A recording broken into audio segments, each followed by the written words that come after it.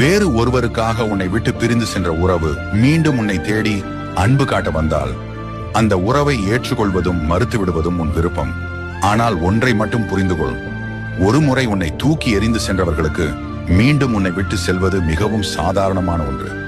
ஆனால் பிரிவின் வழி உனக்குத்தான் தெரியும். அது மரணத்தை விட கொடுமையானது. உன்னை மீண்டும் தேடி வந்தது நீ அன்பானவன் என்பதால் அல்ல, உன் அன்பை சுலபமாக ஏமாற்றி விடலாம் என்பதால். ஒரு முறை மரணத்தை தாண்டி துன்பம் தந்தவரை மறுபடியும் உன் வாழ்வில் ஏற்காதே.